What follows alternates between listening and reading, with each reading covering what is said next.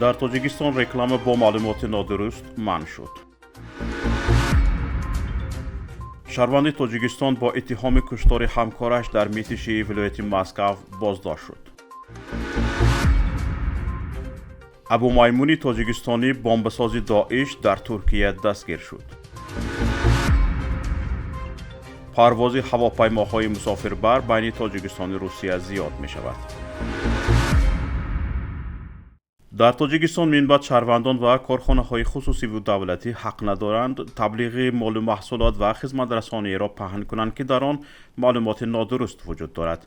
در این باره پارلمان کشور به قانون درباره رکلام آخر سال گذشته تغییرات وارد کرده، آن بعد امضای رئیس جمهور امامعلی الرحمن در نشریه‌های رسمی کشور نشر شده است. گفته می شود اگر در رکلام معلوماتی به حقیقت ناموافق باشد و مال محصولات یا کار خدمت رسانی از حقیقت بیشتر و دروغ تبلیغ شده باشد، رکلام نادرست حسابیده شده نشر و پخش آن منع است. در تاجیکستان معمولا شرکت و کارخانه ها از طریق تلویزیون های دولتی یا شبکه های اجتماعی مال و خدمت رسانیشان را تبلیغ می کنند. ساکنان می گویند حالا در شبکه های تلویزیونی ده ها نوع دارو تبلیغ می شود که معلوماتی به حقیقت ناموافق دارند. حالا به گفته ساکنان شرکت های موبیلی نیز پیوسته ترغیب مال و محصولات را طریق SMS به مشتریان می فرستند.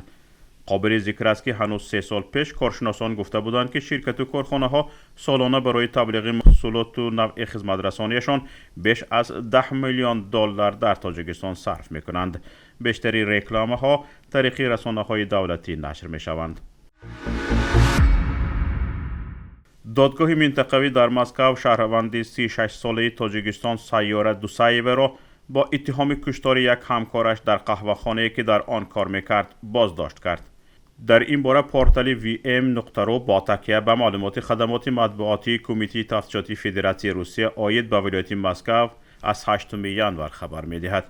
گفته می‌شود که این حادثه روز 4 ینوار در قهوه‌خانه خینکالنا تبلیسی در میتیشی نزدیک مسکو رخ داده است. دوسایو هنگامی مناقشه با همکارش مردی 50 ساله کارد آشخانه را گرفته به قفس سینه اش چند کارد زده است.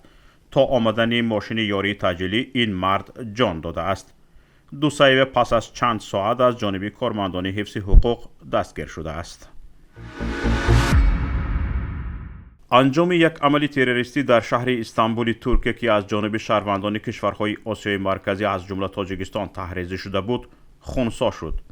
در این باره گزیته صبح خبر داده نوشت که گمان بر شوندگان شهروندان تاجیکستان و ازبکستان بودند.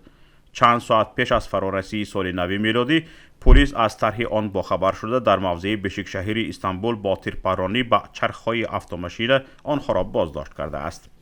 گفته می شود شهروند تاجیکستان با لقب ابو میمون در دولت اسلامی کارشناس عاید به مواد ترکنده خود ساخت بوده است. معین کرده شده است که او با اعضای سازمان تروریستی این کار را می آموخته است. همچنین در شبکه‌های اجتماعی به منفعت سازمان فعالیت تبلیغاتی می برده است. طبق معلومات پلیس بازداشت شدگان می‌خواستند که یک حمله تروریستی مانند به 1 ینوری سال 2017 را در استانبول که از جانب همین سازمان صادر شده بود انجام دهند. آن زمان بر اثر عمل تروریستی 39 نفر به هلاکت رسیده بودند. به اطلاع مقامات پلیس ابو میمون تاجیکی به حبس گرفته شده نسبت شهروندی ازبکستان رسمیات استرداد به وطنش آغاز شده است. شرکت‌های هواپیمایی روسیه به 3 شهر تاجیکستان اجازه افزایشی پروازها دریافت کردند، اما شرکت هواپیمایی سیورنیویتر پاسخی رد نیز گرفته است. اگنتی فدرالی حمل و نقل هوایی روس‌آویاتسیا به جدول پروازها از اوفا به تاجیکستان تغییرات وارد کرده است.